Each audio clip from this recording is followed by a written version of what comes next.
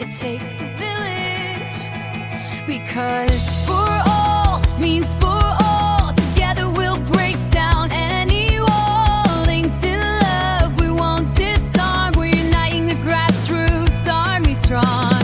So press play, feel the spark. This is where the movement starts. It takes a village and we're the proof. Truth in action, raising the roof. It takes a village. It takes a village. We rise together, louder than fear. One voice, one fire, crystal clear. From every banner, every street, unity moves on dancing feet. We rise together, we're strong. A million hearts singing one song.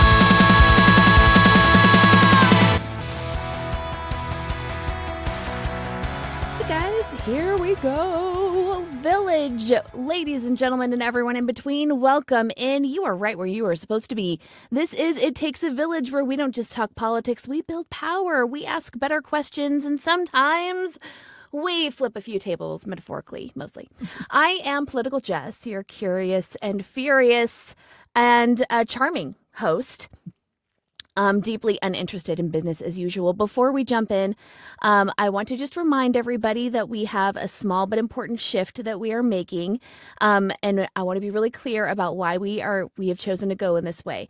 In the past, we've opened the panel right away to our audience questions, and that energy comes from a good place, but people, because people care and people get fired up, but it often pulls us in a lot of different directions and didn't always serve the deeper conversations this space was meant for. So we're doing things with a little more intention going forward. In the first part of the show, we're going to have a guided conversation, asking questions that help us really understand who our guest is and what they stand for and how change actually gets made.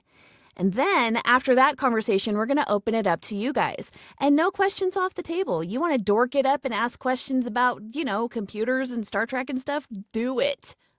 By all means, I'm welcoming that conversation. Huge Star Trek fan, by the way. Let's see here. If you have a question for our guest, drop it in the chat as we go. We'll be collecting them, and once we wrap our main slate, the candidate will have space to respond directly to you. Your voices still matter here. They're just giving them more structure. It lets the purpose of the show really shine. So just a quick vibe check. This is a guided conversation. I'll ask questions and our guest will answer. Candidates will have about 2 minutes per question to answer. I don't really time you, so that's not really a big deal. We're keeping it current. We're keeping it respectful. This is a conversation, and we do not debate here. This is not a debate stage. There's plenty of places for you to do that on this app. Trust me. Drop your questions in the chat anytime, and we will get to them towards the end. And if you're hanging out with us, please remember to tap that screen like it owes you money and share out the live. If we get to 100,000 likes before the end of this broadcast, we will be making a donation to Holly's campaign. So very important for you guys to be tapping and engaging, making sure you're staying engaged in the chat, letting TikTok know that this is where we want to be. Okay, so let's get loud. Joining us tonight to flip tables in the most inspirational way, all the way from the great state of Texas. It was a long drive, you guys. Running for Court of Appeals? Court of Criminal Appeals. Court of Criminal Appeals, guys. Pay your parking tickets, would you? Then right here in Texas, ladies and gentlemen, it is Holly Taylor. Thank you so much for joining us. Okay, so let's talk about the moment that changed everything. And on our show, we ask pretty much the same questions to every candidate. Okay, so you're not going to be blindsided here. The first question I ask is, you have heard about the straw that breaks the camel's back. We are not being hit with straws. We are being hit with the whole damn camel. The whole camel repeatedly in the face over and over again, and it's exhausting. So what was the camel that finally broke your back and pushed you to run? And if you can give us kind of an idea of the constituency that you hope to represent. Sure, I'd be happy to do that. So first off, a few seconds about the court I'm running for, because it turns out most of the people I talk to have never heard of it and don't know what it does, but it's absolutely critical to preserving our constitutional rights and freedoms. I call it the most important Texas court that most Texans have never heard of. It is our Supreme Court here in Texas for criminal cases. Texas is one of only 2 states in the nation that have 2 Supreme Courts at the top of our justice system. The Texas Supreme Court only handles civil appeals. This court, the Court of Criminal Appeals, is our top court for criminal cases. So it sets precedent that all other Texas courts have to follow, and it interprets really important issues like First Amendment right to free speech, digital privacy, and due process of law, setting principles that have to be followed by all the other courts. So it's really important.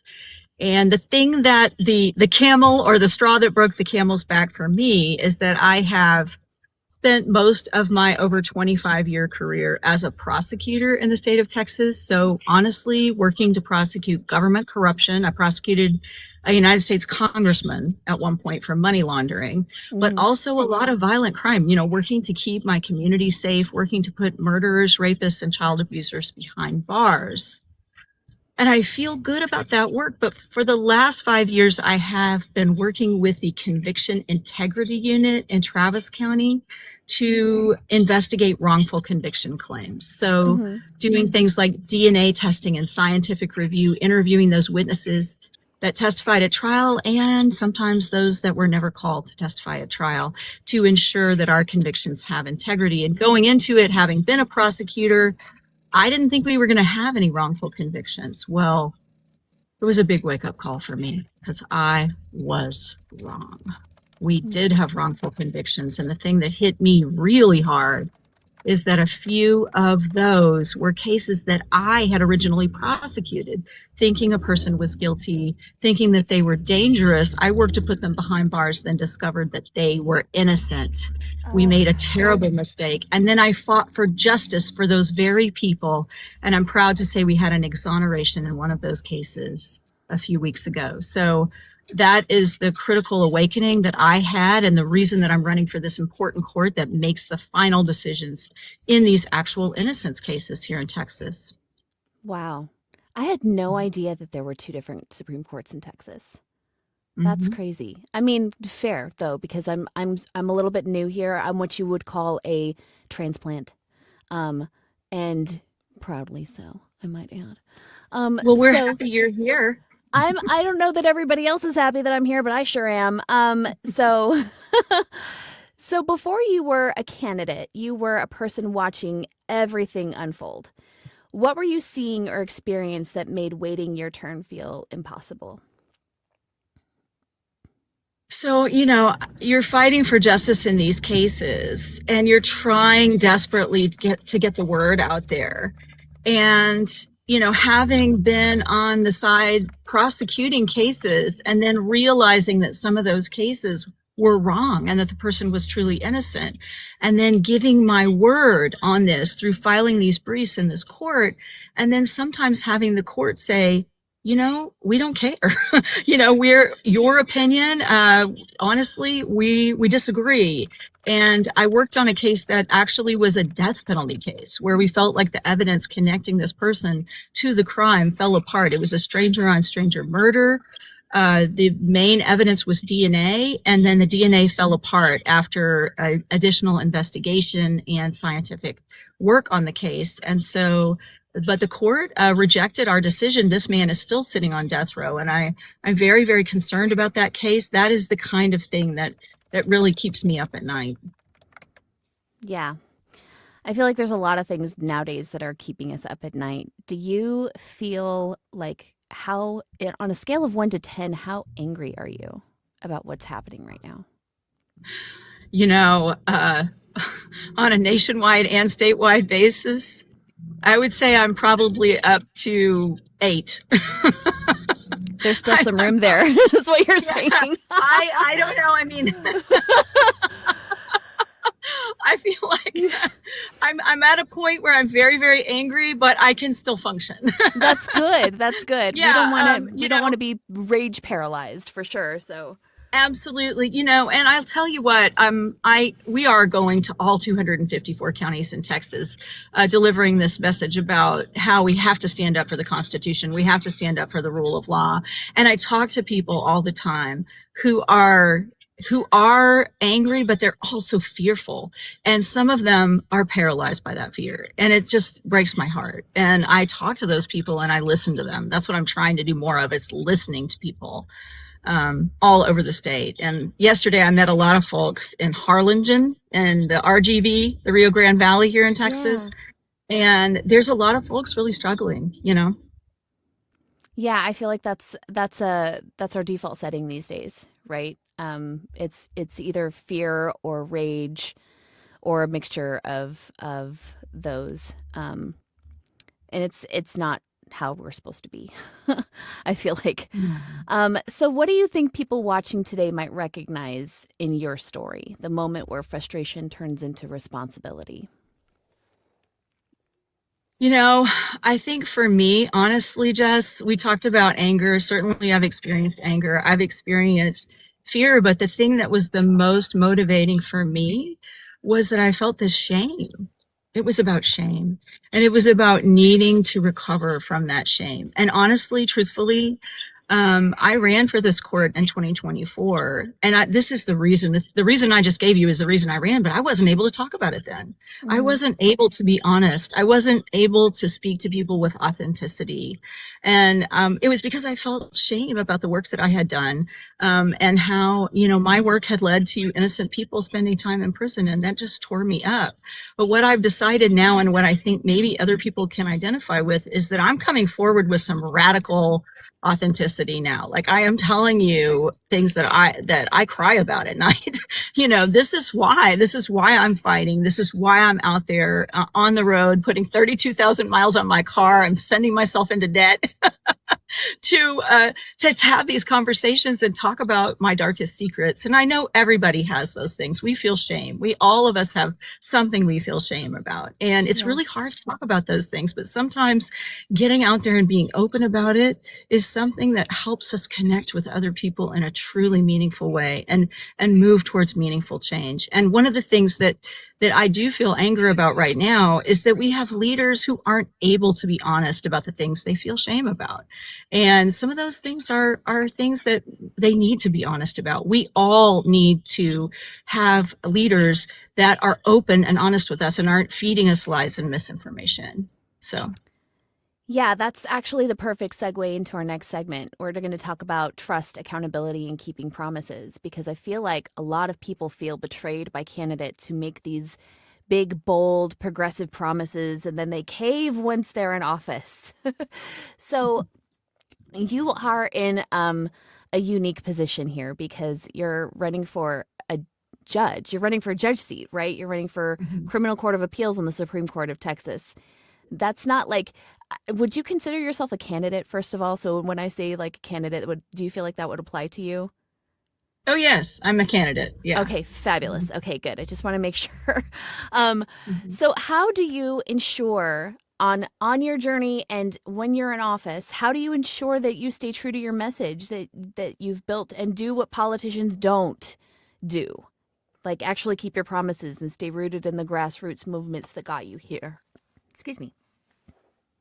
Well, I don't intend to stop communicating with people when I take office. I will have to be careful because the Code of Judicial Conduct restricts our ability to have conversations about the cases that are before us. But that doesn't mean we can't continue to connect with communities of people on a grassroots level about critical issues that are facing our state, especially with regard to the criminal justice system. I plan to continue to do that. But also, I do a lot of deep thinking and introspection. I am probably my own biggest critic. I'm trying to get better about being a cheerleader as well. But I look inward all the time and say, why am I doing this? Where am I going? How do I stay true to my beliefs? But on this court, I will be one of 9 judges. So I will not necessarily always be able to control the narrative, but I'm looking forward to being in the room where it happens and being able to be part of that narrative. And like Ruth Bader Ginsburg, if I can't persuade the other judges, I do have the ability to speak in dissent. And it can be really powerful as well. That was one of my favorite things about her. She died on my birthday. It's so sad. Like every year on my birthday, I'm like, this was the day that Ruth Bader Ginsburg died. I'm such a dork. Wow. I'm so sorry. But yes, yeah, she's amazing. Yeah, so really quick question, and this is not something we usually do, but for the chat, I just want to make sure everybody is understanding where you stand. Now, I know that as a judge, it's not really partisan, right? Like you don't fall Democrat or Republican, right? No, I do. We do run in partisan races here in Texas for all our judicial positions. Yes, we do. I am restricted in what I can say about specific issues that might come before my court. Right. And the reason for that is that we want our judges, of course, to be unbiased, but also if I expressed an opinion, I could potentially be recused from presiding over a case involving that issue. And I certainly wouldn't want that to be the case.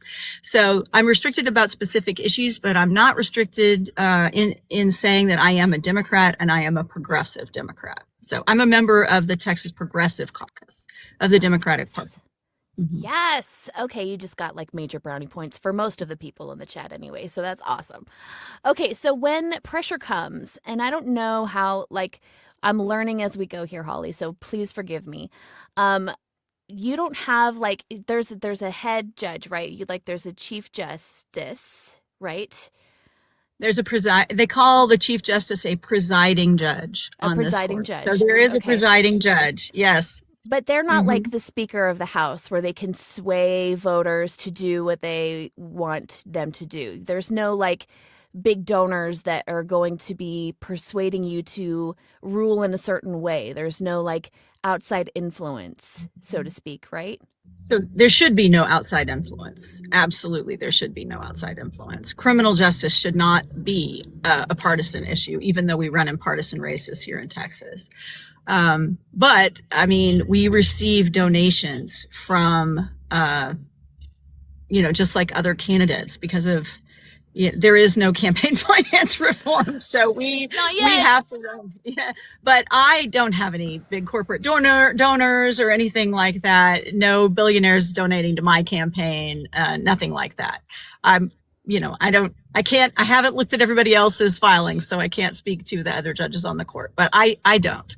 And whenever I receive a donation from a PAC, it's usually like a club of Texas Democratic women or something. So, nice. Yeah, like union members and stuff. I am endorsed by Labor as well. That's awesome. With Texas AFL-CIO COPE. Yeah.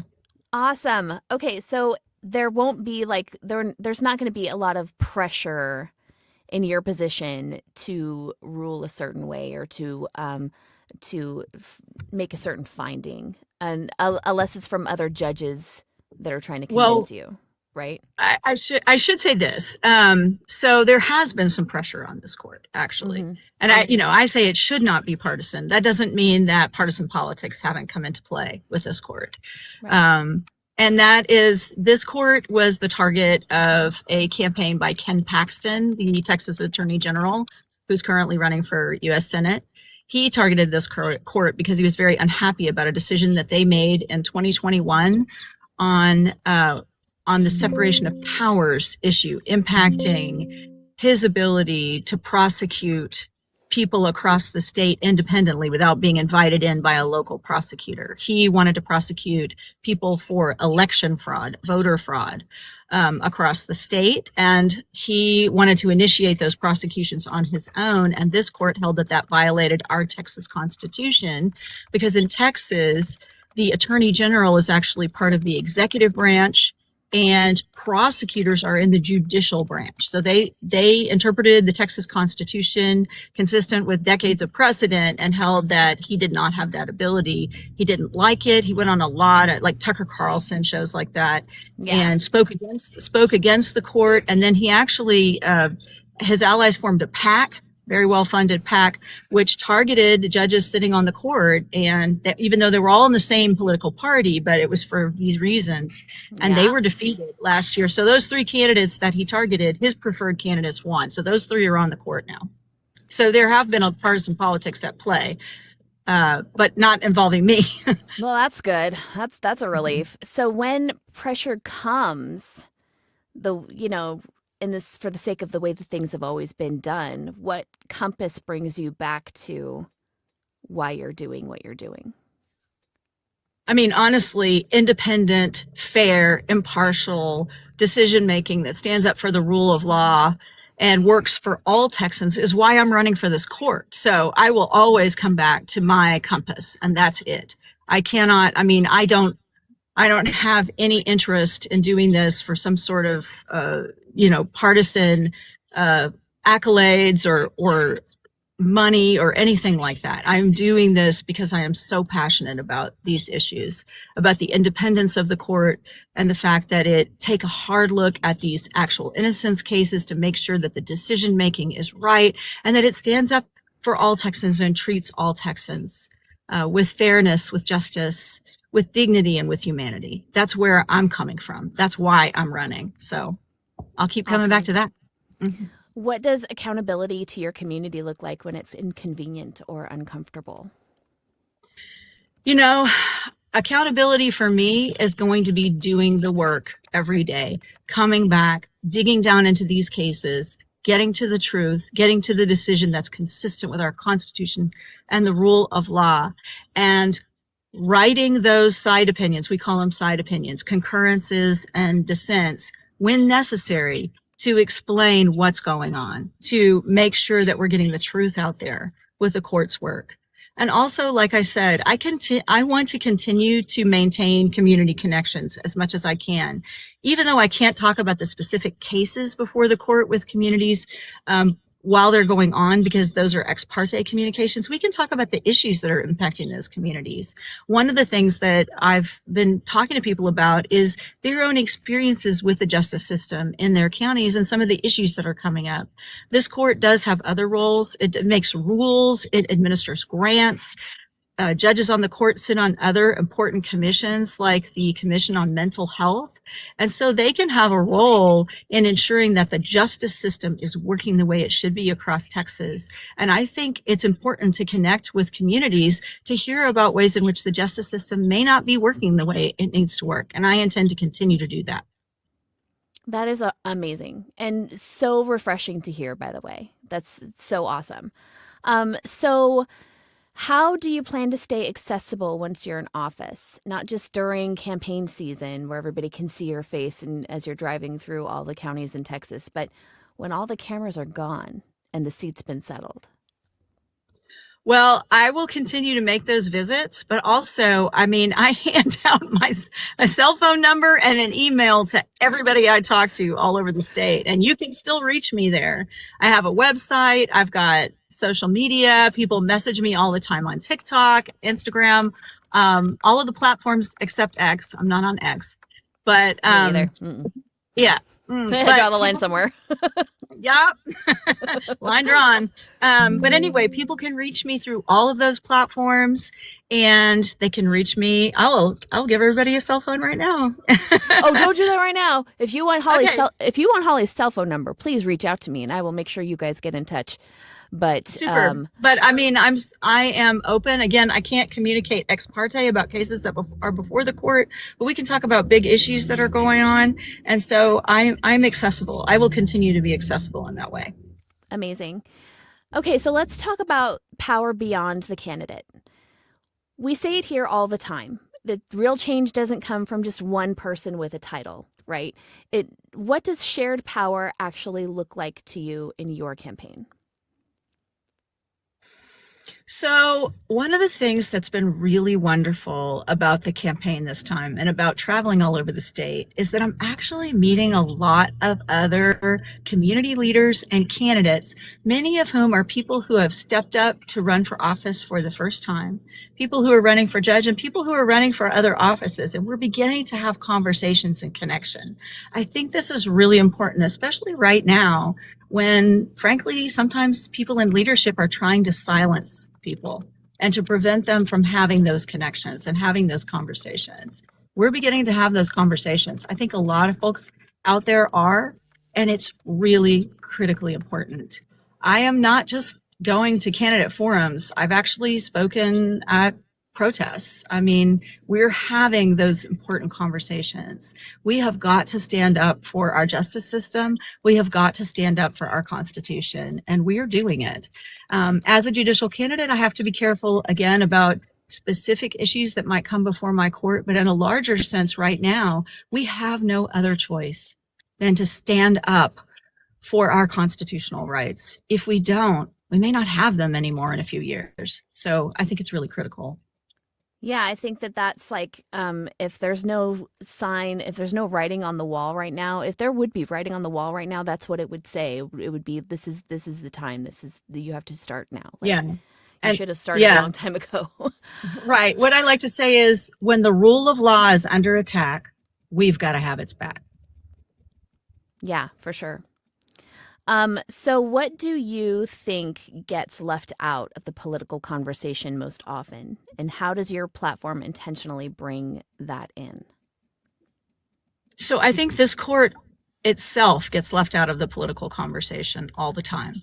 I am constantly, one of the things I do, the first thing I do when I talk to any group of people is to explain to them, hey, we have two Supreme Courts. This one is really important. It is absolutely critical to defending our constitutional rights and freedoms and upholding them. And I try to bring it to people's attention because that is something that most people don't know about. Pretty much everybody I talk to says, what, we have two Supreme Courts? I didn't know that. And so that's one of the conversations that I'm having. But the other thing that I'm talking about is how our courts as a whole are under attack. Judges who stand up for the rule of law are literally receiving death threats. There has been a 400% increase in threats of violence against judges in recent years. It is shocking. It is terrible. There are judges who have been attacked. We have a judge in Austin who was physically attacked and has had to have multiple surgeries to recover. We've had judges nationally who have had their family members killed and their houses burned. It is a serious issue right now for judges. And it's tough to have that courage to stand up for the rule of law and to do that critical work when you are facing not only extraordinary political pressure and a lot of billionaire bucks behind opposition, but also literally threats of violence. That is something that I'm talking about quite a bit. We have got to have our judges' backs. And we've got to get away from a system where when people are unhappy with a decision that someone makes, that they threaten to kill them or literally try to kill them. It's just, we've got to get back to a state where we can have civil discourse, and people can exercise their constitutional rights without fear. Yeah. What happened to that? I feel like we're in a pot and we're all like slowly boiling. But yes, I agree with you. So what has this campaign taught you about the power of everyday people? Oh, it's been amazing. It's been amazing. I talk to folks all the time who are just so, the connection is incredible. I have talked to people who come to me and they say, oh my God, I've never heard about this court. And, my wife was murdered. I've had people talk to me about a family member was murdered and they didn't feel like the system worked for them. And they were really, they never had that connection. I've talked to people I have connected the other day with a man who was imprisoned falsely for years, for decades, for a crime he did not commit. And to hear his story, he became a best-selling author after this. Anyway, I've just met the most amazing people, and that synergy, those conversations, especially with, look at your platform. Look at the conversations that you're able to elevate. In some ways, the algorithms of our social media have resulted in us being siloed and a lot of hate. But in other ways, they've been able to amplify ordinary folks' voices so that we're able to reach thousands or millions of people with things that they need to hear. And so in that way, it's amazing. And so having these conversations and, like you're doing, amplifying them through platforms online is absolutely critical. And it gives me hope right now. It gives me hope. I think there's a lot of reasons to hope right now, especially in Texas. Texas is positioned in a very I am so excited, Holly, because I might be living here in Texas when we finally flip the state blue. Like, how cool is that going to be? That is going to be so freaking awesome. So can you share a moment where community action, not a speech or a headline, genuinely moved the needle? Yeah. So I will say that I was having conversations up in deep East Texas, and I was talking with an individual who was literally an elected Republican leader in a very red area of the state. And I was talking to him about some of the issues that we've been talking about today and how critical they were to me personally in motivating me, these issues about wrongful convictions. And, one of the things that we talked about is, when someone is wrongfully convicted for a crime, sometimes that means the person who actually committed the crime has walked free. And I've had that situation in some of the cases that I worked on. One of the cases that I worked on, a man was wrongfully imprisoned for over 30 years for a murder. And the actual murderer went out and committed, and it was a rape murder. The actual murderer went out and committed additional crimes because we had the wrong guy. And so we were having this conversation. And he said to me, I want to support you, but I can't. And I was like, well, what do you mean? And he said basically that he wasn't going to vote in the Democratic primary because but he did say that he was going to talk to people he knew, his family and others in the community about the important issues that we had discussed and my candidacy.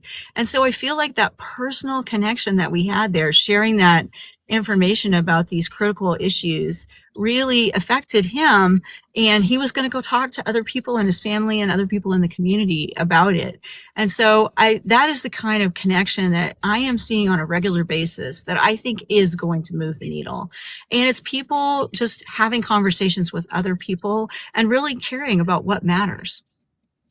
Yeah, I think that's really important. And the other thing that you're doing too that I actually really love is that you are making it a point to be present everywhere, right? Like, you're not just going to the safe democratic spaces. You're going everywhere. And I love that. If Democrats can learn anything, learn from this woman right here, guys. If you want to run for office, you have to go everywhere.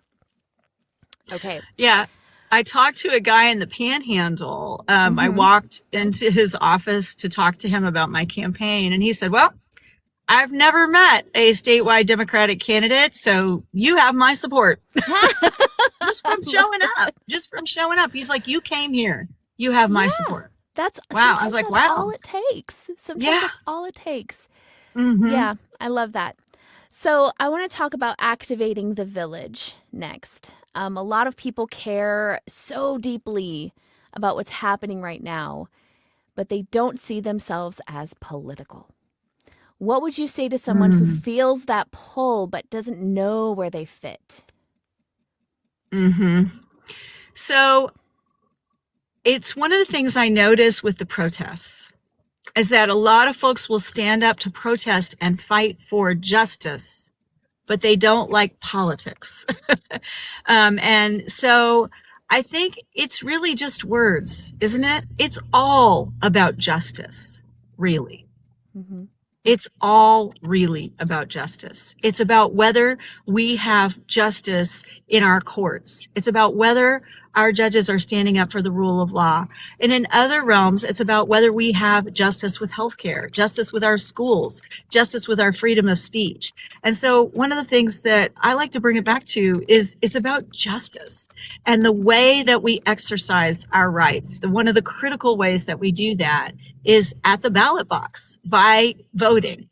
And that's one of the ways in which we can stand up for justice, just like going to a protest, just like expressing your views online, going and voting and talking to your friends about who you're voting for is a way of ensuring that justice is done.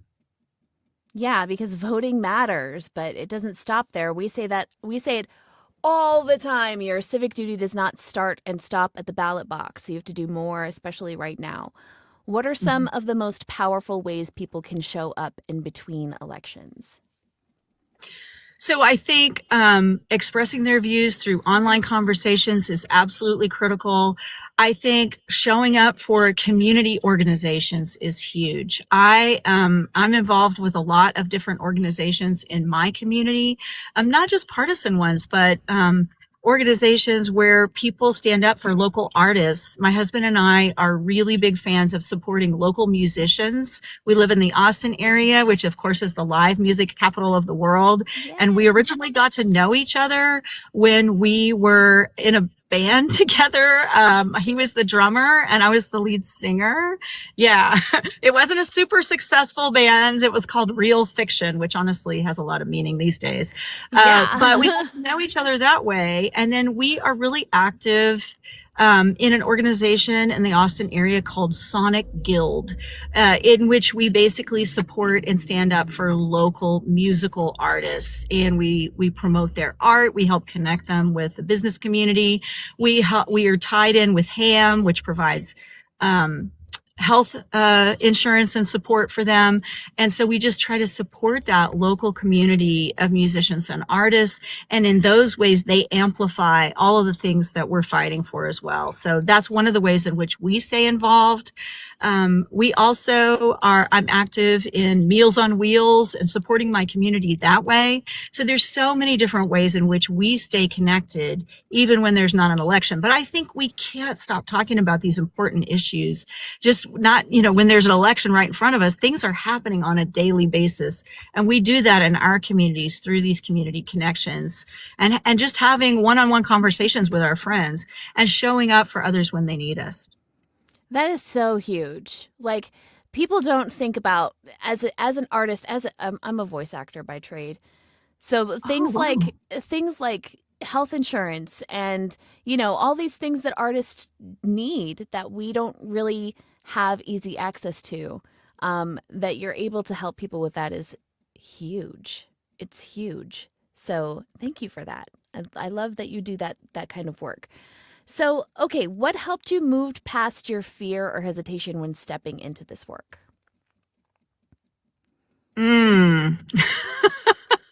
You're like, I didn't. I'm still here, and we're doing it anyway. Right.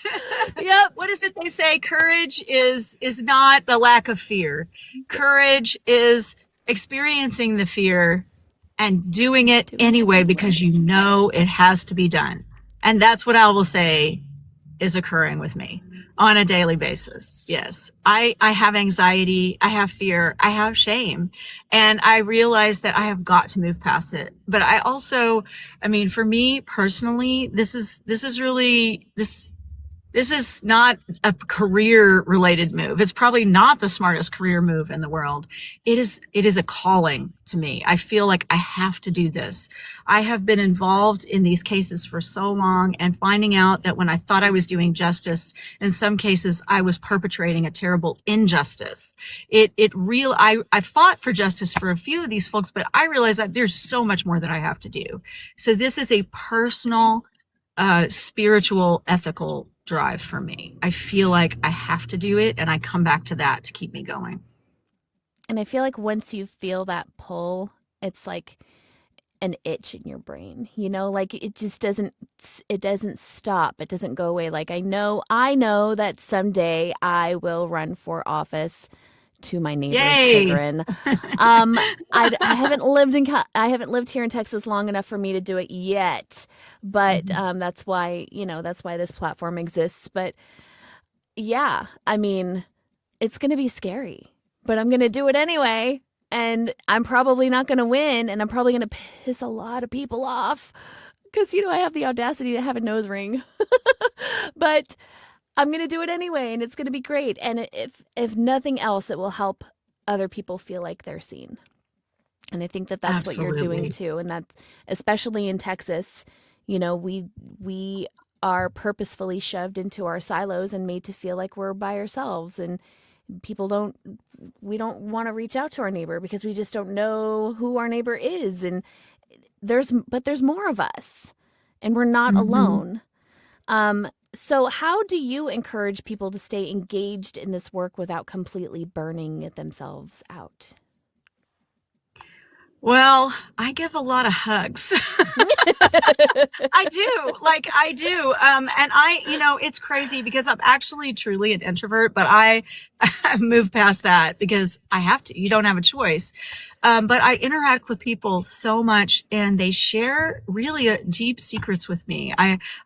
People mentioned to me that they'd had family members murdered. I've had people talk to me about being wrongfully arrested or imprisoned. I've had people talk to me about their fears related to legal proceedings, or people who are afraid they're going to get picked up by ICE, just because of the color of their skin. And there's so much, anxiety. There's so much fear. There's so much anger out there right now that I have a lot of conversations, but I honestly too, I just give a lot of hugs and try to be really encouraging to people.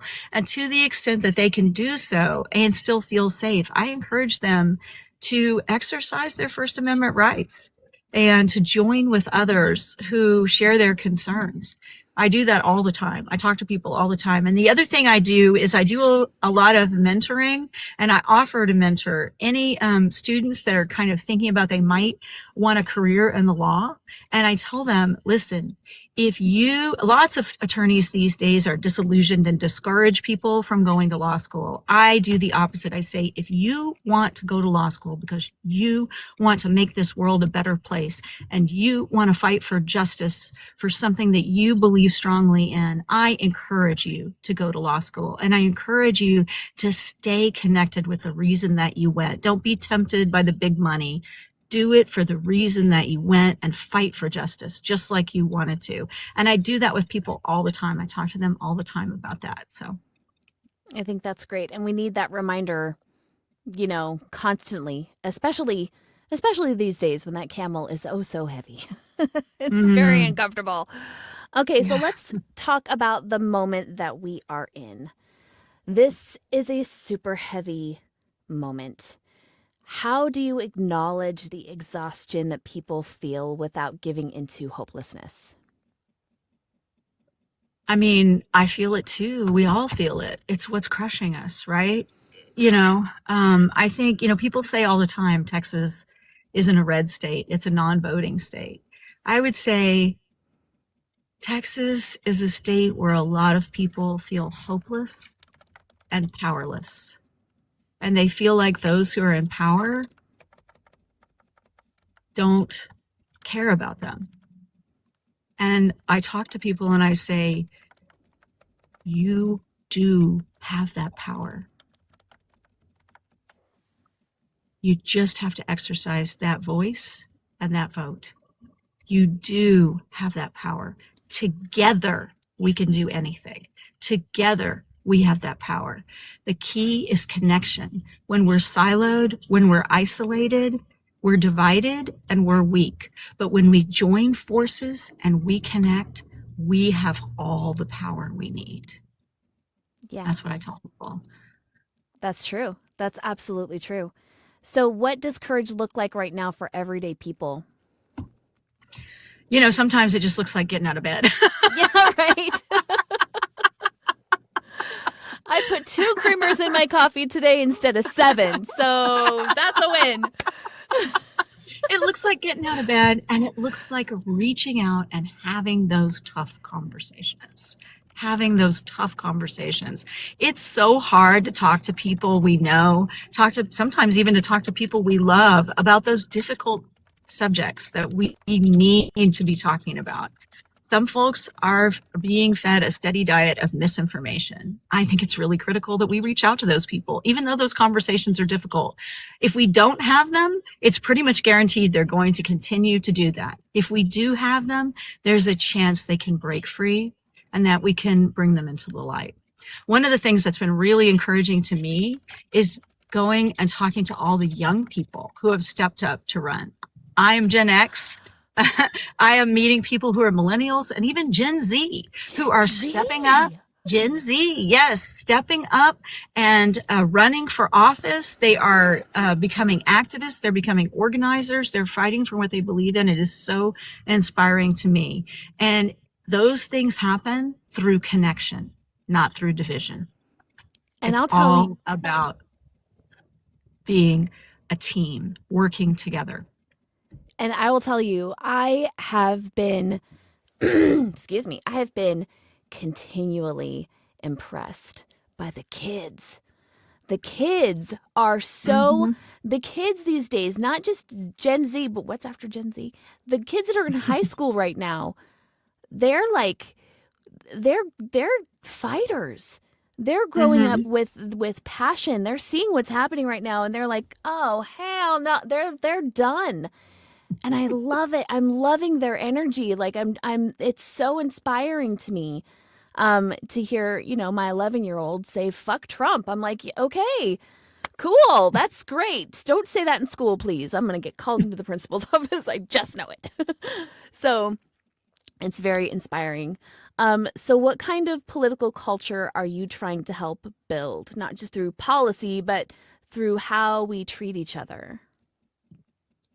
Just like I said before, like it really concerns me that we've gotten to a point where our dialogue is about threats. Our dialogue online is about take no quarter, never speak to people that disagree with you, and for some people, literally threatening violence. I think it's really critical that we return to a culture where we can have a conversation and we can disagree without threatening each other, and we can connect on the things that we agree on, and we can all talk about those important and critical issues. It's amazing to me that going out there and talking to people who identify as Republicans, who identify as independents, when I start talking to them about those issues that are motivating me to run, we don't have a lot of space between us. Like, they agree that these are critical issues. Again, criminal justice should not be a partisan issue, and for most people, it's not. And we're able to have these conversations. I think, for me, we need to be connecting on those critical core values that we agree on, and having conversations without threats about the things that we disagree on. I think that's where we need to go. We need to be there. We need to have those conversations, and we need to fight against the folks who are moving immediately to threatening violence, who are filled with hate. Honestly, we need to fight the hate. Yeah, there's so much of it these days, because I feel like it feeds the rage machine, and hate is louder than hope. Right? Hope is more powerful than hate, but hate is louder than hope, and we just have to. We have to rise above the noise. I love that. Rise above the noise. Yeah. Yeah. So let's talk about the invitation. When one person gets involved, it ripples outward. What kind of ripple are you hoping that this campaign will create? Oh, I love that imagery. A pebble in a pond, creating ripples.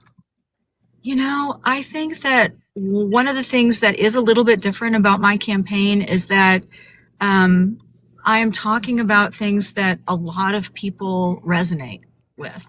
People who consider themselves left wing and people who consider themselves right wing resonate with some of the issues that I'm talking about. I hope that if folks hear me and they believe that it's wrong to imprison somebody for a crime they didn't commit, or to let somebody go free and not be held accountable for serious crimes that they did commit, that we can all connect on that issue, and that can be a bridge that builds connections among people who might not otherwise connect. I hope that that's the kind of impact that I can have.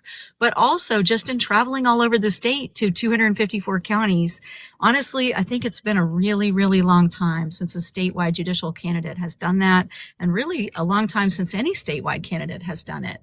We need to be having those conversations of any kind with folks in our rural communities, with folks who maybe ostensibly disagree with us politically, but we're connecting. We're sitting down, we're sharing a meal, we're talking about those things that connect us and bind us and make us Texans, whether they be people who are fifth generation Texans or people like you who are new Texans. Texas used to be a friendly state. Let's make it a friendly state again. I hope one of the ripples from my campaign is that we begin to build those connections with those communities and build those ties with people. Let's not let them divide us. Let's not let the algorithm divide us. Let's connect, build community, and make this a friendly state again. I keep telling people it's not about right or left. It's about up versus down. It's the people at the top have all the power, and they're doing everything that they can to divide us so that they can stay in power. It's pretty simple. So, okay, cool. What would you say for someone watching tonight who is angry and they're tired and they're feeling hopeless, but they're still here? What's one real step that they can take right now to move from watching what is happening to participating? Well, we're in early voting.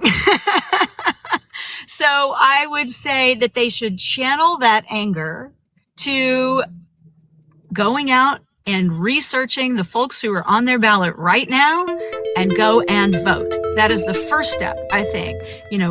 Vote your heart, do your research, pick those candidates that speak for your values and go out there and vote for them. And then go straight from there and become more active in all of the causes that you believe in. If you sit there and you just feel frustration, maybe you're a keyboard warrior, but you're not out there talking with people in your communities, get up and go out there. There are meetings and clubs and happenings going on pretty much everywhere, all the time. Find a group that stands up for something that you believe in and connect with them. You will feel so much better.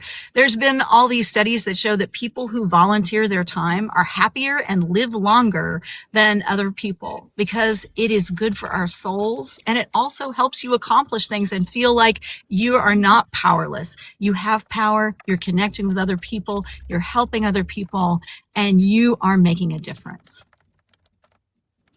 I think that's really important too. Okay, so this one's deep. Years from now, when people look back in this moment, what do you hope they say about themselves for choosing to show up? I hope that people today, when we look back at this part of our nation's history, I think history may be critical. I hope that all of us are able to say, I did everything I could to fight for justice and to make our state and our nation a better place. I did everything I could, and that's what I'm trying to do. I hope we can all do that. And for some of us, that may be just calling a neighbor and saying, hey, do you need some help? Can I come over there and talk to you? Can we work together on something? Can I help you with something? And making those connections with people that we've felt isolated from. But for some of them, maybe it's running for office.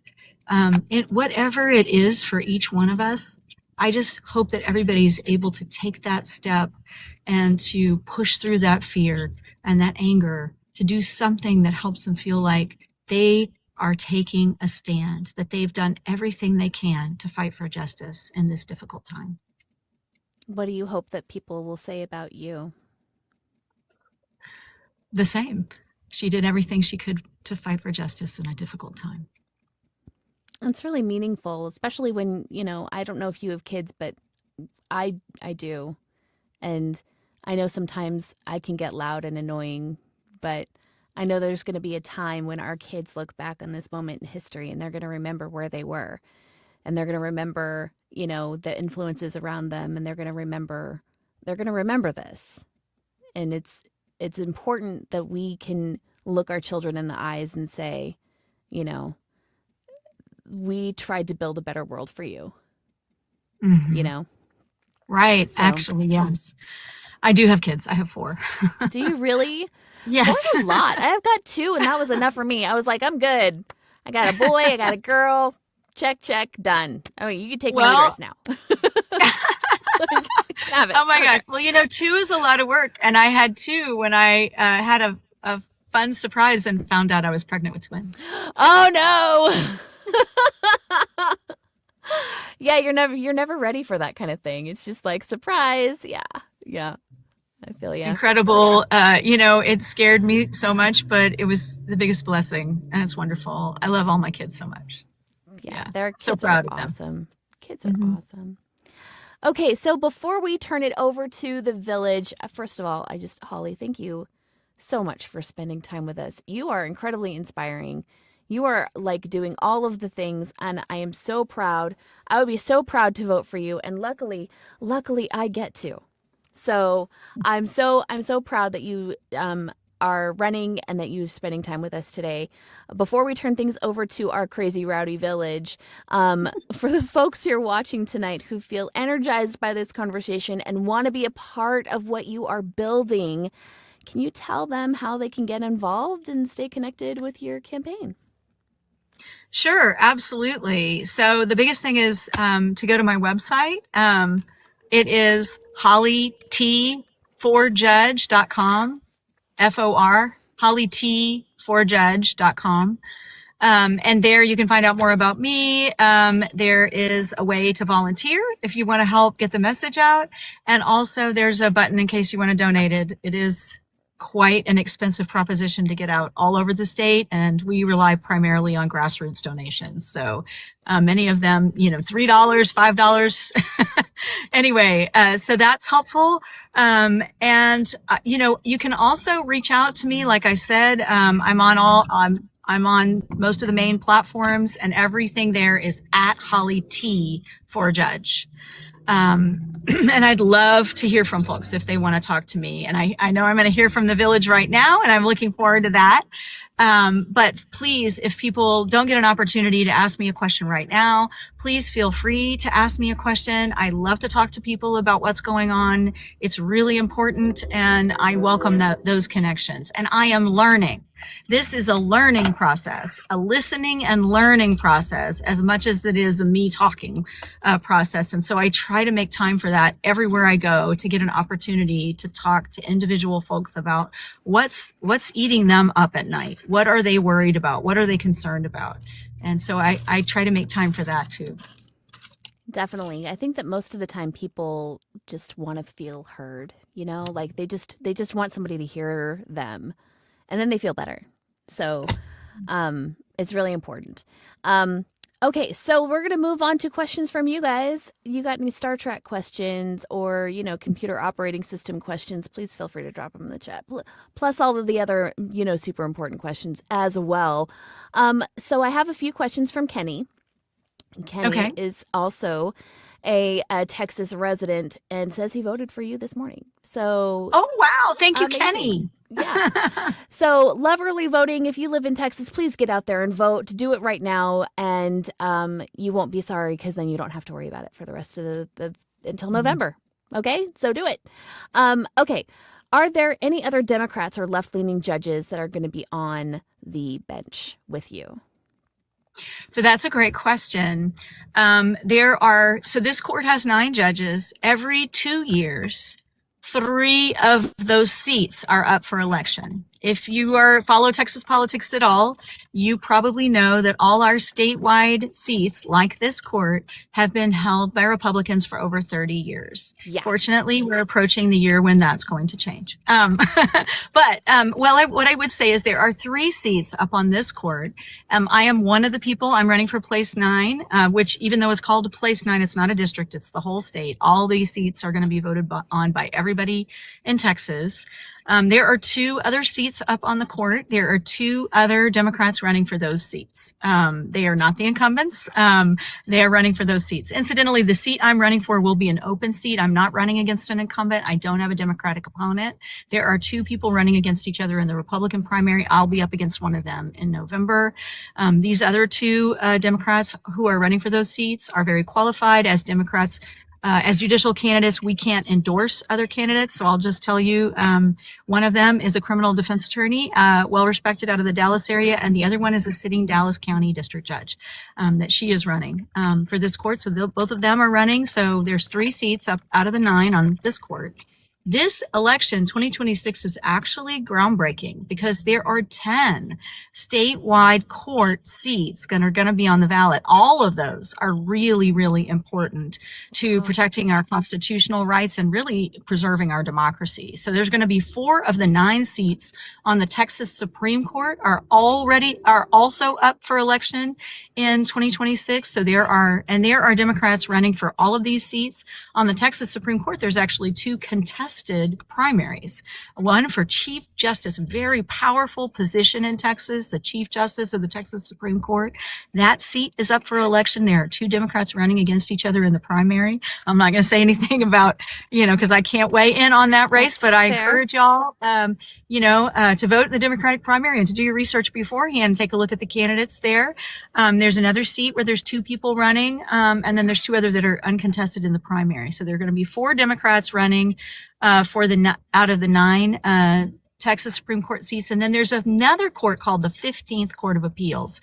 It's a recently created court in Texas, and it's also statewide. They handle special kinds of appeals in cases involving governmental agencies and the Attorney General's office lawsuits and business court cases. So cases involving big corporations. It's also a super important court. There are 3 judges on the court, and all of them are going to be on your ballot. All 3 of those judges were appointed by Governor Greg Abbott to the court. They have not yet had to sit for election. So they're sitting for election, and there are 3 Democrats running against them, 1 on each seat. So there's going to be 10 of these important statewide courts, plus the regional courts of appeals. So lots of appellate judge positions on your ballot. Lots of people don't know much about those seats, but do know that every single one of them is absolutely critical to protecting our rights and upholding our Constitution. Awesome. So Kenny asks, this might not apply, but what is your stance on THC products in Texas? So that's one where the issue could come before my court. I figured it was. Right. So what I would say is I can't express a view on that issue, but do know that I sure don't want to have to recuse myself from a vote on a case involving those issues. So fair enough. I hope that answers your question, Kenny. He also asks, he's a college student out of University of Houston, I believe, U of H, with a degree in safety management. Does this court deal with EPA regulations? So in terms of lawsuits involving EPA regulations and sort of administrative law issues, those would go to the 15th Court of Appeals often, and then the Texas Supreme Court. However, this court deals with EPA issues when there are environmental crimes that have been committed, and a corporation, typically it would be a corporation or an individual, has been convicted of those crimes. Those cases can end up in front of this court. One of the things that I did when I worked for the Travis County DA's office is I was the director over the Public Integrity and Complex Crimes Division, and we did prosecute environmental crimes as well. And so sometimes the EPA and regulations will come up in those cases as well. So it could come before this court as well. Mm-hmm. Awesome. Henri Gen X says, I wish I could clone her. We could really use someone like her in Orange County, California. And let me just say something really quick, okay? I talk to incredible people all the time that are from different states. And I'm like, can you just move to Texas, please? Can you? Can you please just move down here? Because we need you. We need you real bad. And for the first time, not for the first time, there's been amazing people that have come up from Texas, but I always love that I get to say, no, you can't have them. We are going to keep this one. We're going to keep this one. Sorry, Henri. Just saying. We're not sharing. But thank you. She can inspire people that are in Orange County to do awesome stuff too. So that is what we are going for here. Will you be at the University of Houston for a campaign speech? I would love to go to the University of Houston. I have not yet connected with anybody there, but it is on my to-do list. And if you have an opportunity for me to come talk to folks, please reach out to me. I would love to come. I just recently sent out requests to all the historically Black colleges and universities in Texas. I'm offering to come speak on campus, and I've spoken at UT in Austin, and I would love to go to U of H. When I ran last time, I did a wonderful forum at U of H, and it was great. Such a great school. My dad graduated from there, and my brother, so it's a family affair. Amazing. So you've roots, you've deep roots there. Awesome. I'm going to invite somebody up right now who has a question for you, if I can get my mouse to work. If there are any other questions in the chat, now's your time, guys, to ask those questions. Tap up the screen. And guess what, you guys? We made it 100,000 likes. Holy moly. You guys are on fire. Thank you so much. We will be making a donation to Holly's campaign. Maybe, buy her a tank of gas. That'd be good. So, all right, Big C, the mic is yours. Thank you so much for joining the panel. Hi, Big C. Hey, how are you? Thanks, Jess. I appreciate you inviting me up.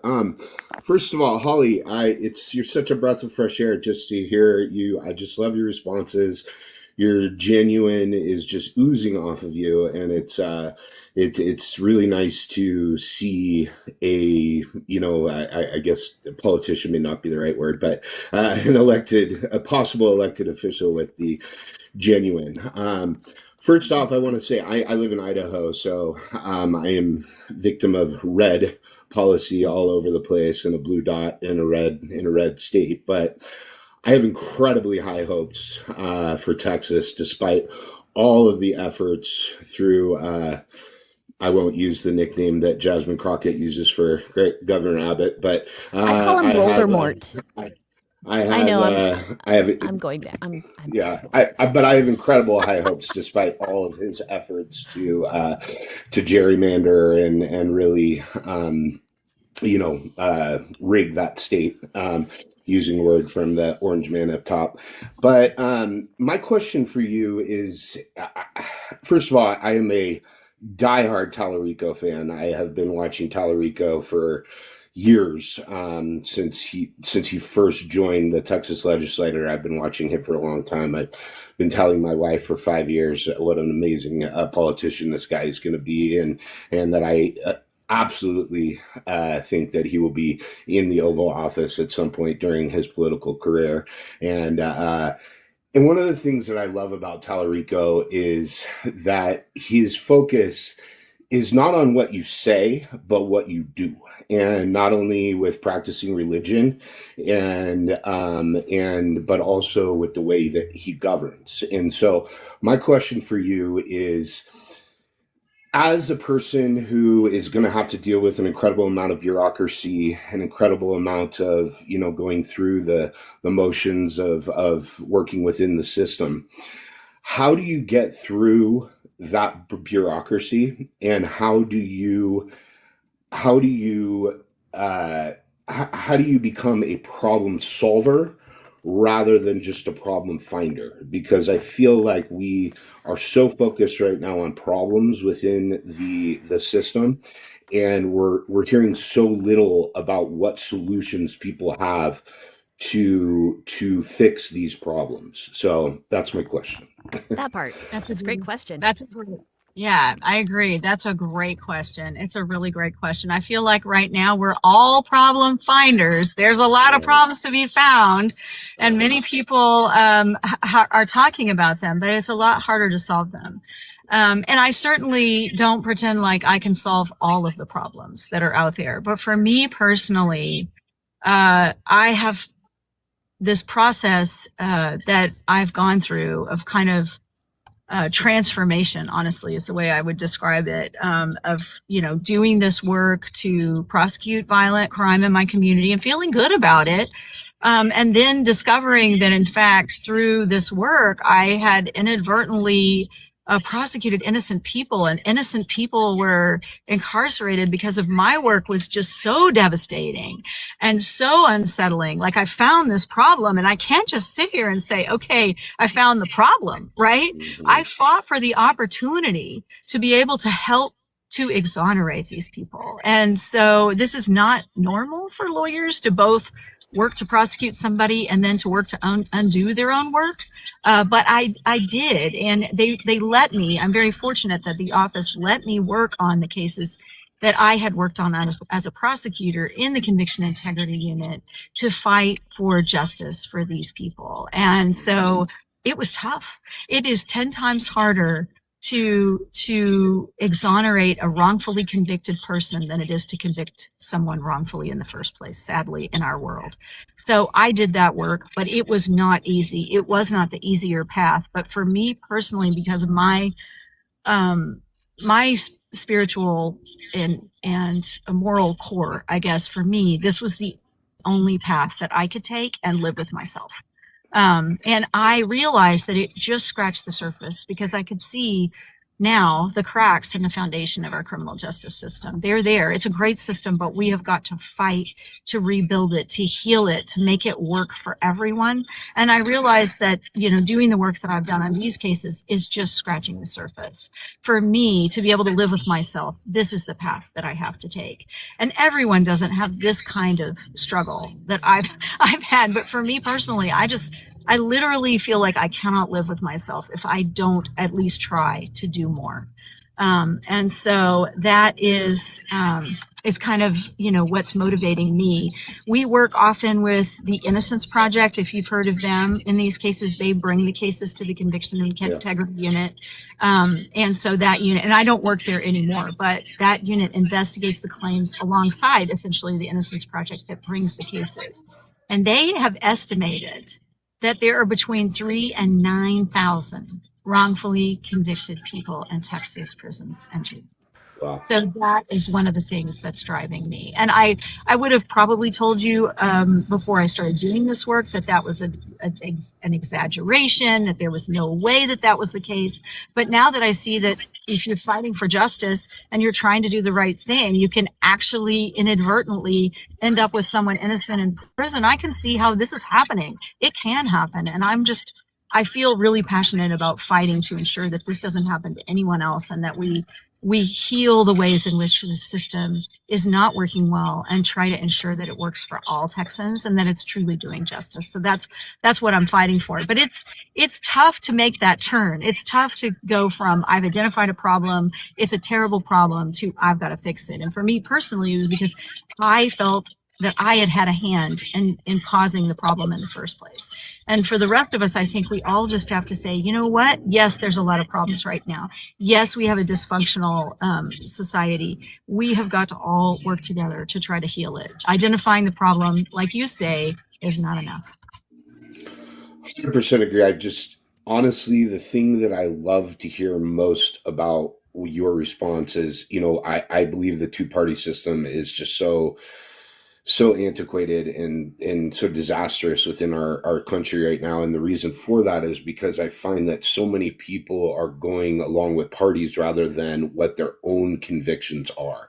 And so what I appreciate most about your response is you talking about how you could not live with yourself if you didn't do something about this thing, which also gives me more high hopes for Texas. I had not heard of you before today, but I just can't thank Political Jess enough for the forum that she creates and brings, folks like you and other people around the country in to really be able to have this forum and talk to average Joes like myself.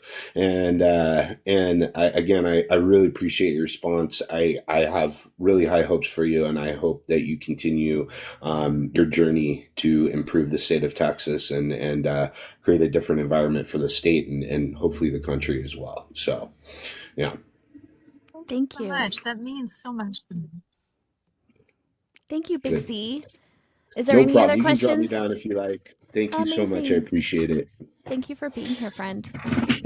Absolutely. Okay, so I have a question for you. This is my question. Okay.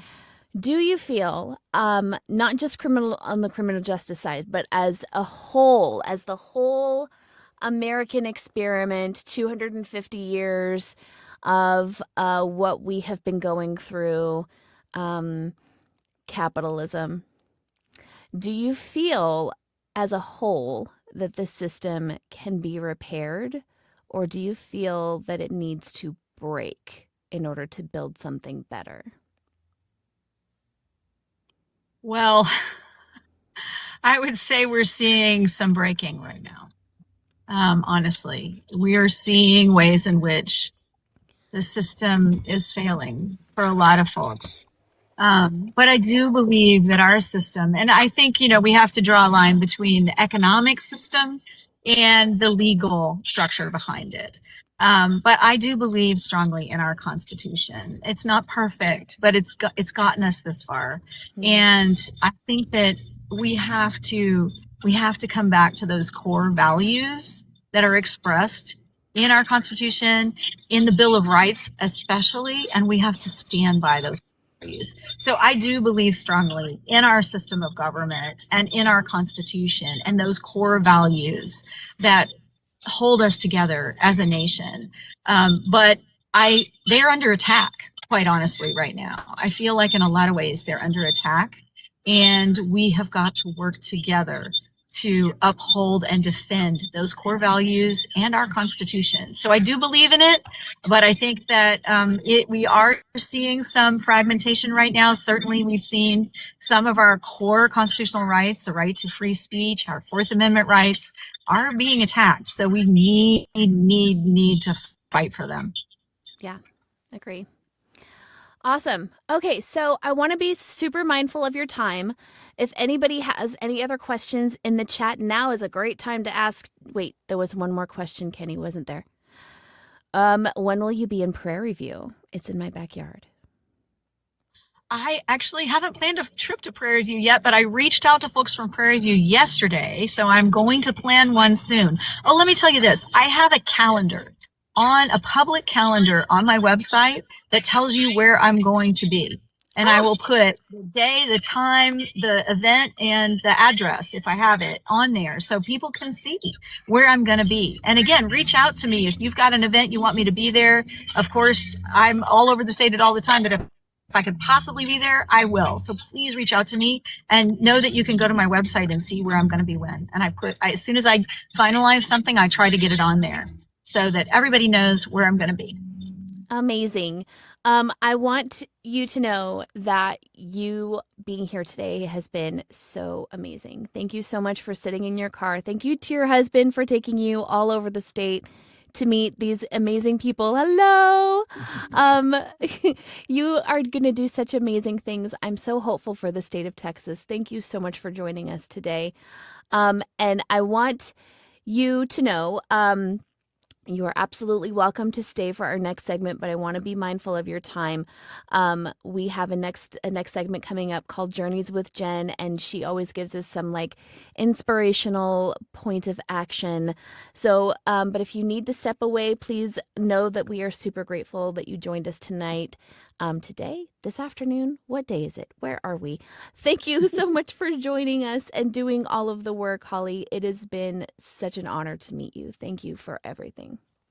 Well, listen, it's been an honor and a pleasure to be on the show. And I want to thank everybody for listening and for offering questions. It meant the world to me. Thank you. I hope you had a good time. We have at least, we try to have a good time around here. Amazing. Thank you so much. I'm going to go ahead and drop you down. I hope you guys have wonderful, safe travels. When you are in the North Fort Worth area, let me know. There's a spot right around the corner that has a fire jalapeno margarita that is so good. So That sounds good. It's delicious. It's like my favorite Well, thing ever. I will be there soon, so I'll reach out. Amazing. Sounds good. Thank you All so much, Holly. I appreciate you. right. All right. Thanks, everyone. If you guys are not following that woman, you need to be following her right now. You can go to her profile, click that little plus button. It is super important that we keep our community tight because we need each other now more than ever, for sure. Let me just do this thingy right here. Let me go to this thing right here. Okay, guys, guess what? Before we close out, we're going to shift gears for a moment, but we're not slowing down by any means. One thing we believe here is that hope is not passive. It's something that we practice in the choices that we make and the actions that we take. This segment is called Journeys with Jen, and it's where we take everything that we've talked about, the frustration, the inspiration, the urgency, and turn it into something that we can carry forward. Our incredible moderator, Jen, is going to take the mic and share a reflection paired with action, something grounding, something doable, something that reminds us we are not powerless. So, ladies and gents and everyone in between, lean in. Jen, the floor is yours. Hey guys. Oh, wait, I gotta do a thing. Hang on. The You're floor good. is yours. Hey guys. So as we just heard from Holly, there are states that are participating in early voting. So now is the time. We have to make sure that we are registered to vote. We have to make sure that everyone we know that we want to take to the polls with us are registered to vote as well. And there is a super easy app that was created in 2012 to make sure that we can all do this. And it's iwillvote.com. You can go there and you can check to see if you're registered. There are states that if you have not voted within a certain amount of time that you fall off the registration. So it's extremely important to check your status. There have also been people who have said that they were up to date on voting and they were not registered. So please check your registration via this app. If you're not registered, it will take you state by state and give you the steps to register to vote. Also, once you've casted a ballot, you can check the status of your ballot, which is also extremely important to be able to have that follow through to make sure that it had been counted. So it's extremely easy to use. It's something that you should be making sure that all of your friends, family, everyone is aware of. Awesome. Yes. Amazing. It's a super simple website, guys. You definitely check it out. If not, just save it to your bookmark so you can share it with somebody who might need the information as well. It's really important that we're talking to each other, right? And keeping each other updated on all of the newest tips and tricks for, fighting fascism. This might be your first fascism. So, got to make sure you have all the tools. Is that anything else you wanted to share, Jen? No, that's it. But my son, this will be his first time to vote, and he's extremely excited. And we checked his registration through this app just to make sure that he was good to go. So he's excited. Yeah. Oh, I can't even imagine what it must be like as a first-time voter right now, dude. Right now, yeah. Crazy intense. It's not like, the stakes are not super high or anything. Right. It's going to be great. I'm so excited for him. Amazing. So before we go, everyone, thank you so much, Jen. I'm going to drop you down. Appreciate you always. Guys, that was Journeys with Jen. If you're not following that amazing woman, you need to be following her. What are you even doing? She is so great. Please make sure you're following just about everybody that's involved with this show. We're just a baby effort, and anything that you could do to help us get the word out, to help get more eyes on these amazing grassroots candidates is so very, very important. Before we go, I want to pause for a moment and say thank you. Thank you to Holly for showing up and doing the work. Thank you to Jen for grounding us and giving us direction. To our incredible moderators, the K-Law, to Jen, to the incredible creatives and everyone behind the scenes who hold space with care. And to all of you for being here and for listening and for staying in it. Thank you. We have a really quick look ahead. We have such an incredible lineup coming up. Look at these people who are running for office right now. Friday, we're going to have Erica Kopp here from Virginia. She's running in District 1. On Monday, following that, we have Chelsea Hockett running right here in Texas. And then we have the incredible Bernard Taylor joining us again for another night of shenanigans on Friday, the 27th. It's going to be awesome. Yeah, we're going to be digging even deeper into how change actually happens and maybe flipping over some more tables. Going to be super fun, you guys. And if you're looking for a way to carry this conversation with you, we do have Village merch. Pieces that let you speak your truth without saying a word. And you can find most of that stuff at notyourmerch.com. You can go check it out. It's a bold, unapologetic political material. They have they have things that are non-political too, but all the fun stuff is political. And you can wear it on your chest at the farmer's market so everybody knows where you stand. Very, very important for you guys to go check that out. They have fun stuff. It's great. Most of all, remember this, you guys. Voting matters. Showing up matters. But our civic duty doesn't start and stop at the ballot box. It's not enough. Not in this moment.